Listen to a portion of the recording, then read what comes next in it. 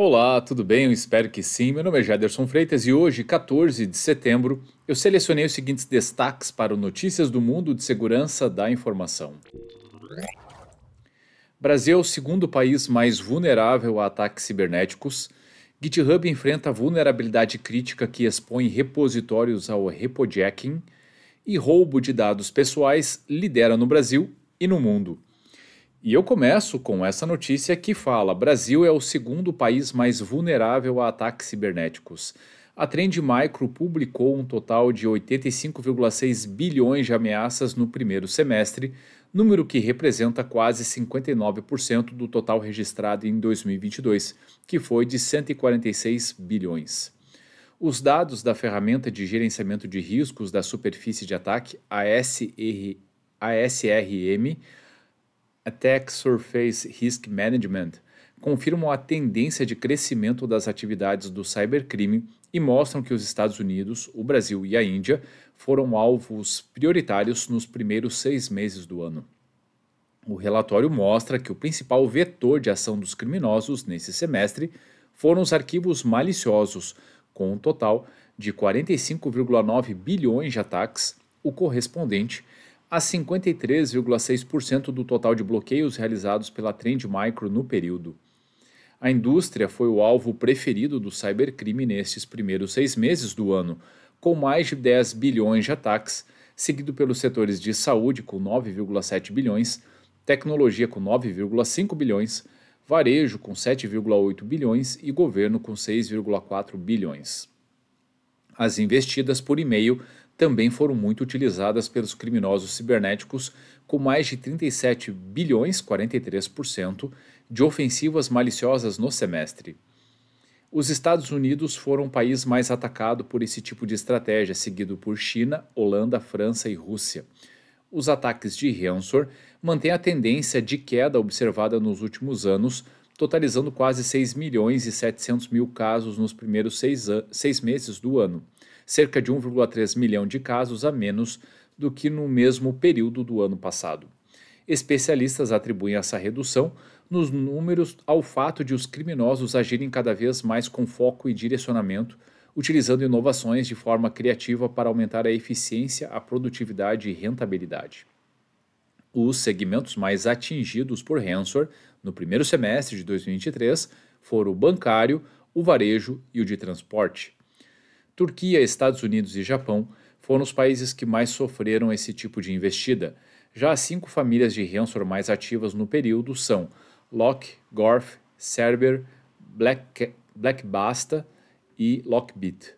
Os pesquisadores da Trend Micro explicam que os criminosos têm ampliado sua rede de atuação por meio de novas ferramentas e parcerias, aproveitando vulnerabilidades em plataformas menores para atingir alvos específicos, como o MoveIT, software de transferência de arquivos, o 3CX, software de telefonia, e o software de gerenciamento de impressão Papercut.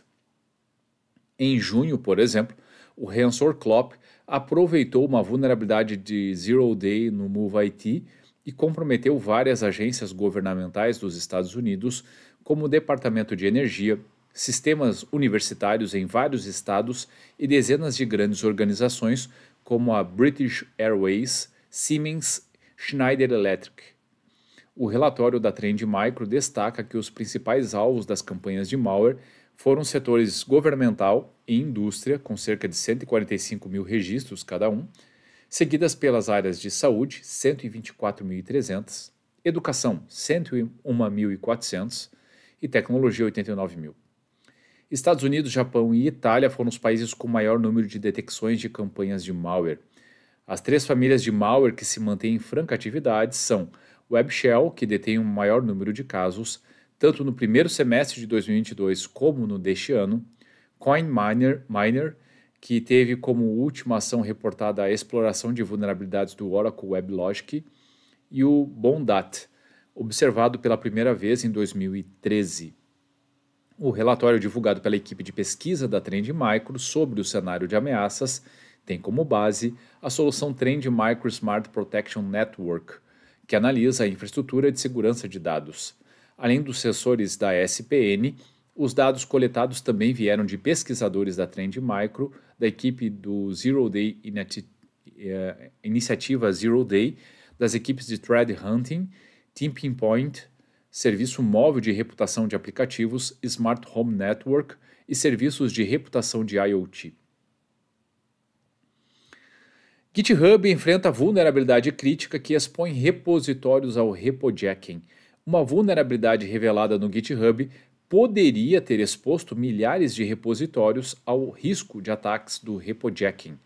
A falha poderia permitir que o invasor explorasse uma condição nas operações de criação de repositório e renomeação de nome de usuário do GitHub. A exploração bem-sucedida dessa vulnerabilidade impacta a comunidade de código aberto, possibilitando o sequestro de mais de 4.000 pacotes de código em linguagens como Go, PHP e Swift, bem como ações do GitHub. Após a divulgação responsável em 1º de março de 2023, a plataforma de hospedagem de código do GitHub de propriedade da Microsoft resolveu o problema em 1º de setembro de 2023. Ou seja, praticamente aqui, exatamente 6 meses, na verdade. A descoberta dessa nova vulnerabilidade nas operações de criação de repositório e renomeação de nome de usuário do GitHub destaca os riscos persistentes associados ao mecanismo de aposentadoria de namespace de repositório popular. E na última matéria de hoje, roubo de dados pessoais lidera no Brasil e no mundo. 80% dos consumidores brasileiros relatou ter sofrido fraude pelo menos uma vez. 52,8% indicou ter sido vítima de fraude 2 ou mais vezes e 55,8% disse ter sofrido mais fraudes em 2022 em comparação com o ano anterior.